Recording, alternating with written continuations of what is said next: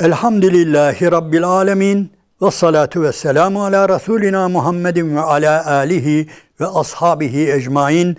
Allah'ın selamı, rahmeti, bereketi üzeriniz olsun aziz ve muhterem kardeşlerim. Bir Kur'an İklimi programındayız ve Veylül lil Mutaffifin suresi üzerinde sohbetimize devam ediyoruz. Ahirete iman demiştik. Allah-u Teala en çok ahirete imana yemin ediyordu. Yani dirilişe yemin ediyordu. Sizi dirilteceğim, sizden hesap soracağım, size cennet vereceğim, size cehennem var. Hep yani yeminleri ahiret üzerine demiştik. Ve insanların bir kısmı ahirete uzaktan iman eder demiştik. Müminler tabii yakinen iman eder. Bir kısmı uzak görür. Gelecek de falan. Ama İnkar edenleri Allah-u Teala burada biraz niye inkar ederler? Ahireti inkar değil de ahiretin gelmesini istemezler diyelim. Ahiret olmayacak diye değil de öyle kendilerini avutunlar da ahiret olmasın. Ah keşke olmasın anlamında inkar ederler. Bunu da unutmayalım. Yani böyle düşünerek, bilerek yani ahireti inkar etme değil. Ahiret keşke olmasa diye düşünceleri odur. İnkarları odur. Niye? Bu surede, Mutaffifin suresinde de anlatıldığı üzere mesela günahları yüzündendir. İşledikleri günahlar hep gözlerinin önüne gelir. Ve onun için istemezler. Yani buyuruyor ki Bismillahirrahmanirrahim. اَلَّذ۪ينَ يُكَذِّبُونَ بِيَمِّتِّينَ وَمَا يُكَذِّبُ بِهِ اِلَّا كُلُّ مُعْتَدٍ اَس۪يمٍ. Yani o günahkarlar var ya, aşırı gidenler, yani onlar yalanlarlar ahireti. Onlar ahireti bunun için yalanlarlar. Kardeşler, Allah-u Teala var ya, bize aslında çok çok büyük nimetler veriyor. Hiç bilmediğimiz veyahut da nimet olduğunu bile zannetmediğimiz nimetler veriyor. Mesela bilmiyorum siz başınızdan geçti mi? Yani bazen insan ölüm tehlikesiyle burun buruna gelir. Yani bir yerden uçacak olur, ayağa kayar, düşecek olur, bir trafik kazası geçirir veya dediğim gibi ciddi bir böyle travma bir şeyler olduğunda ilginçtir. İnsanın var ya bütün yaptıkları bir şerit halinde gözünün önünden geçer. Bu hep belki çoğumuzun başına gelir veya birilerinden dinlemişizdir. Ben çok dinledim. Yani böyle yani tam işte otomobil diyor. Yani işte vurdu, şöyle oldu. Biz yuvarlanıyoruz ya, yuvarlanma yani saniyeler sürüyor Yani otomobil şöyle birkaç takla attı. Yani eğer saat tutsalar en fazla 5 saniyedir o takla. Ama bütün ömrüm diyor. Bütün ömrüm aklımın erdiği günden o güne kadar her şey diyor bir gözümün önünden geldi geçti diyor. Şerit gibi diyor. İşte insanın hayatının çeşitli dönemlerinde bu olayı yaşar. Bu iyi bir nimettir dikkat ederseniz. Niye? Allah-u Teala Haşr suresinde Bismillahirrahmanirrahim. Ya eyyühellezine amenüttegullaha vel tenzur nefsün ma kaddemet li gadin vettegullah. İnnallaha habirun bima ta'melun. Ey iman edenler! Allah'tan korkun ve ne gönderdiniz? Siz gitmeden önce hangi amellerinizi gönderdiniz? Şöyle bir bakın diyor. Ve Allah'tan korkun. Bu var ya olacak bir şey. Bu dünyada bunu görürüz. Bu dünyada böyle gözümüzün önünden geçer. Ve onun için mücrimler, günahkarlar, hak yiyenler, hukuk yiyenler, başkalarının malına, mülküne, ırzına, namusuna yani sarkıntılık edenler, onlar istemezler. Yani inanmadıklarından değil de böyle bir günün gelmesini istemezler. Sadece inkar değil istemezler. İstemedikleri için de kendilerini biraz öyle avuturlar. Öyle bir o gelecek de bilmem ne olacak da falan diye. Kardeşler, bunun biraz daha detayına geçiyor Allah-u Teala bu surede. Yani onlar işte günahkarlardır diyor. Onlar işledikleri günahlar böyle kalplerine diyor, kalplerinin üzerine oturur diyor. Hem bu ayet-i kerimede var, surede var, hem de başka surelerde de var, hadis-i şeriflerde de var. Nedir? Kella bel rana ala kulubihim ma kanu yeksibun. Yani o kesbettikleri günahlar var ya, kalplerinin üzerine katran gibi oturuverir.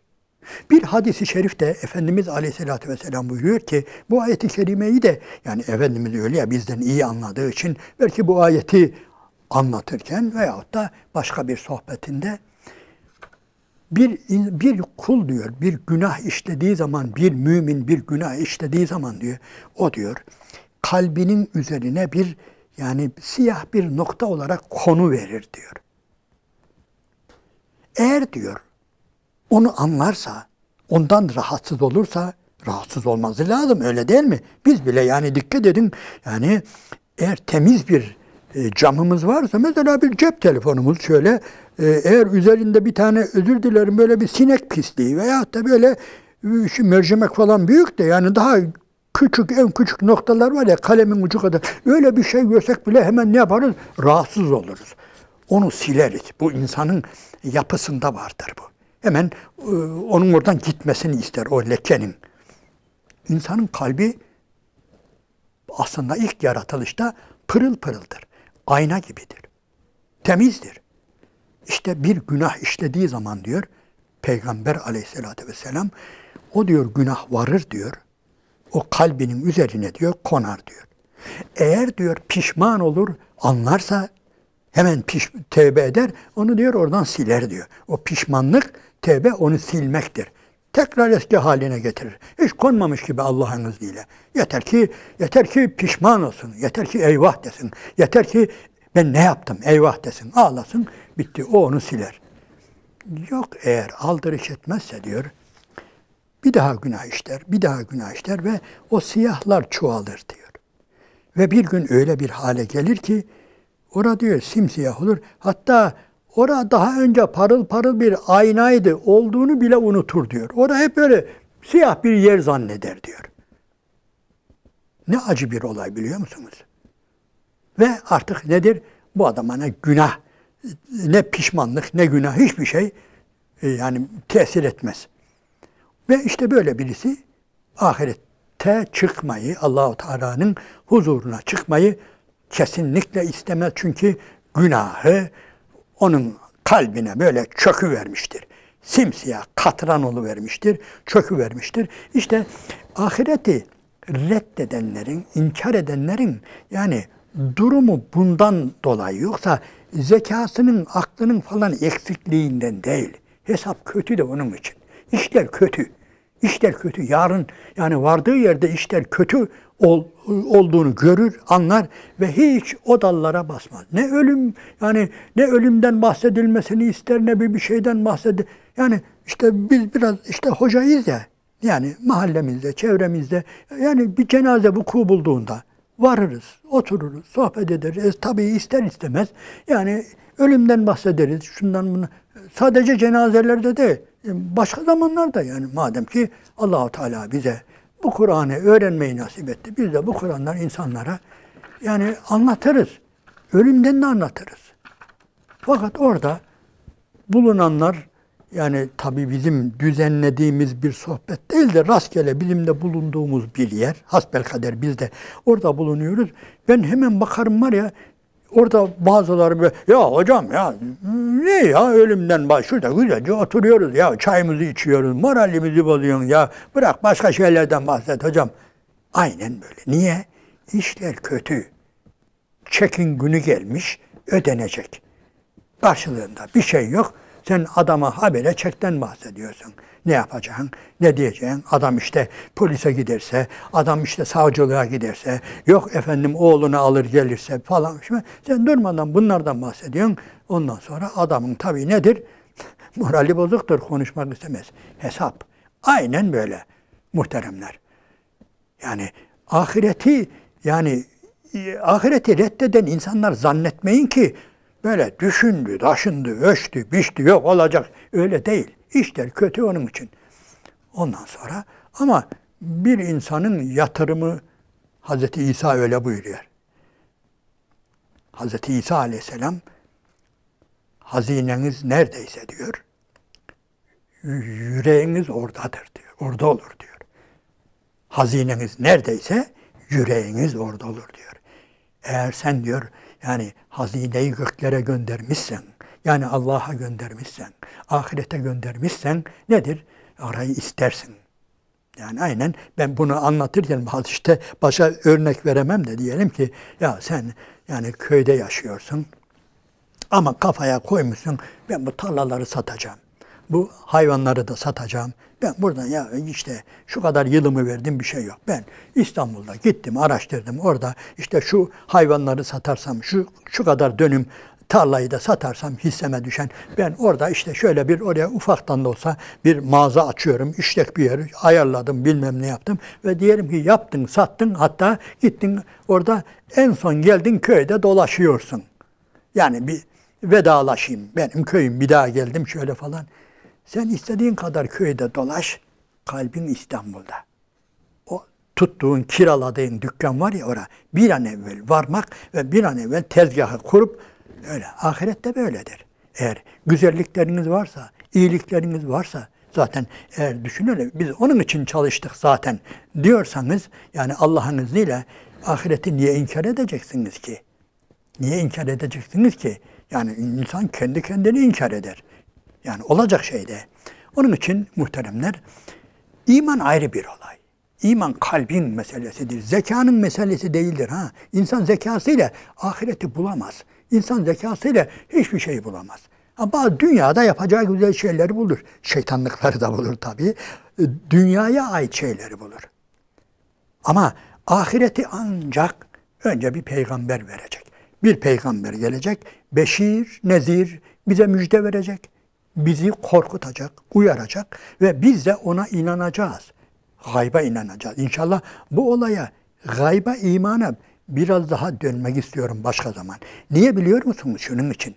Muhteremler, müminler hep gayba iman ederler. Yani ellezine yu'minune bil gaybi. Rabbim bizi daha hemen kitabının başında Elif, la, mim diye tarif ettikten sonra nedir? Ellezine yu'minune bil gaybi. Onlar gayba iman ederler. Biz gayba iman ederiz. Biz Allah'ı görmedik.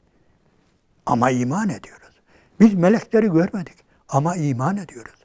Biz Cebrail'i görmedik. Sesini de duymadık. Ama Kur'an getirdiğine inanıyoruz. Bu Kur'an'ı onun getirdiğine inanıyoruz. Ve o peygamberin haber verdiği her şeye inanıyoruz. Mizana inanıyoruz. Cehenneme inanıyoruz. Cennete inanıyoruz. Hiçbirini de görmedik. Ve hiçbirini de inanınız ki şu zekamızla bulamayız ha. Zekamızla bulacak olursak işte bir hesap yok. Şöyle ondan sonra ahiret. Onun adı zaten iman olmazsa. İman görmediğimizedir. Bilmediğimize, görmediğimize yani bir alim öyle şey yapıyor. İdrakimizin varıp kuşatamadığı, idrakimizin dışında kalan gerçekler diyor. Gayb budur, iman budur diyor. Evet, onun için muhteremler, ahiret olayı üzerinde çokça durulması gereken bir olaydır. Ahiret, yani üzerinde durulması demeyelim de gündemimizden düşürmememiz gereken olaydır. Yani hiç bizim gündemimizden ahiret düşmemesi lazım. Çünkü esas yatırmamız oraya. Yani bela da orada, sevap da orada, her şey orada. Bunların hepsi nedir? Buradakiler gelip geçicidir. Yani Allah-u Teala defalarca anlatıyor bunu. Bel tu'sirûnel hayâted dünya vel âhiretu hayrun ve ebqa. Kellâ bel tuhibbûnel acile. Siz bu peşini seviyorsunuz da diyor.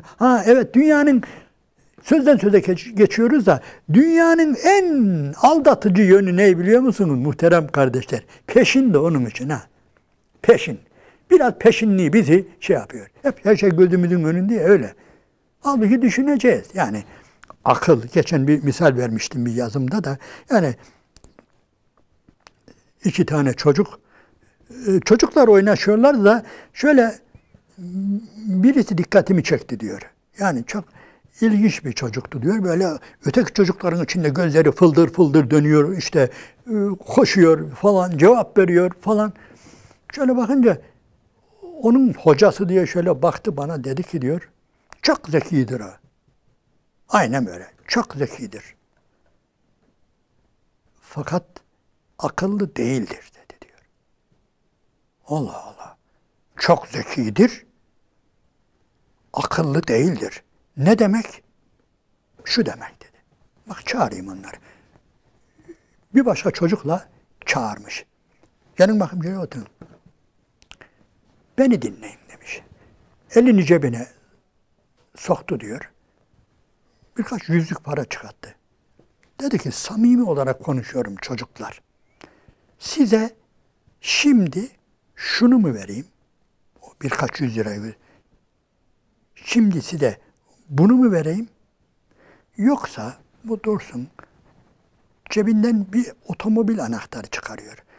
Yoksa siz 20 yaşına gelip veya askerliği yapıp geldiğinizde şu arabayı mı vereyim?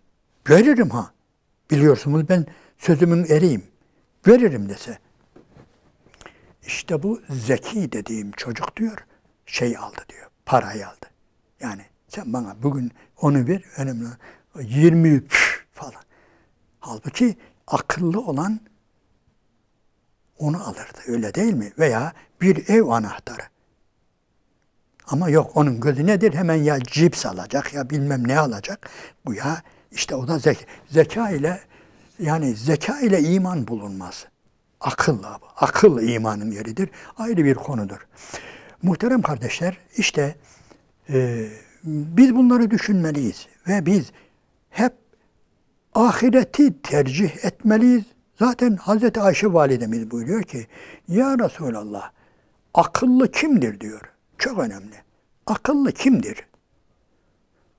İnsan imanı kadar akleder diyor önce Efendimiz. İnsan aklı kadar iman eder buyuruyor, özür dilerim. Peki ya Resulallah, akıl nedir? Akıllı kimdir diyor. Akıllı kimdir? Akıllı, karşısına dünya ve ahiret konulduğunda ahireti tercih eden akıllıdır buyuruyor. Evet.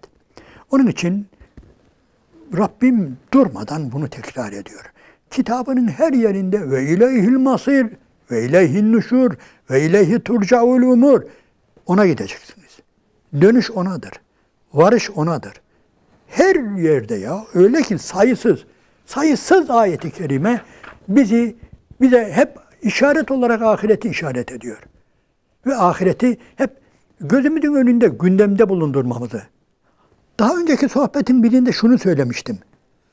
Bazıları bunu anlamıyor. Ve diyor ki, işte diyor Allah-u Teala insanları böyle terbiye ediyor. Yani işte ahireti getirerek dünyada güzel bir dürüst olmalarını. Tamam, dürüst olmalarını istiyor ama bu arada ahiret yok mu yani? Blöf mu yapıyor Allah-u Teala? Hani blöf diye bir şey var. Biz bazen blöf yaparız. Dedim ya daha önceki bir misalde. Yani biz birilerini yapamayacağımız şeylerle tehdit ederek belki hizaya sokabiliriz. Tokadı bir vurdun mu yani gözlerin dışarı fırlar.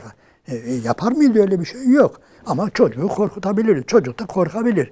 Haşa. Allah-u Teala bize böyle mi diyor?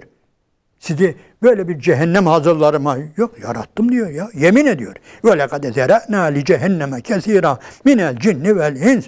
Yani andolsun ki ben yarattım cehennemi diyor. Cinler ve insanlarla, şeytanlarla orayı dolduracağım diyor. Yemin ediyor. Yarattım diyor. Onun için yani le'emle'enne cehenneme minel cinneti ven nâsi ecmaîn. Yemin ediyorum ki orayı dolduracağım diyor. Dolduracağım diyor. Onun için bu bir blöf falan değil. Sadece bize düşünmek düşüyor. Yani biz o gün neredeyiz? Bu cehennem var hazır. Cennette var. Biz o gün nerede olacağız? Müsaadenle işte gelin, gitmedi. Madem sınav bitmedi. Madem elimizden kalemi kağıdı bırak demediler bize. Öyle değil mi? Eceli biraz da böyle anlatalım. Yani sınava gireriz. Orada ne derler? Yani öyle bir vakit gelir ki evet şu anda herkes lütfen kağıdı kalemi bıraksın masanın üstüne. Ellerini yapsın, hemen birileri toplar. Madem ki daha vakit var. Madem ki hoca böyle bir şey demedi. Onun için cevaplanmaya çalışacağım. Bazı şeyleri biliyoruz. Dolduralım. Kağıdımızı dolduralım. Yani ölüm böylesine yakındır. Ben biraz bu sohbetleri fazla yapınca bazı dostlar hocam yani sen de biraz ihtiyarladın herhalde yolun. Öyle tabii. Öyle doğru, o da doğru. Ama herkesin geleceği yer bura. Allah-u Teala unutturmasın. Yani ihtiyarladığı halde yani ölümü hiç gözünün önüne getirmeyen insanlar da var. Allah-u Teala bizi bu anlamda gafletten de uyarsın. Gafil eylemesin bizleri. Allah-u Teala her an kendi huzuruna varmayı düşünen, hesap eden kullarından eylesin. Allah-u Teala günümüzü günümüzden bu anlamda da iyi getirsin. Allah'ın selamı, rahmeti, bereketi üzeriniz olsun aziz ve muhterem kardeşlerim.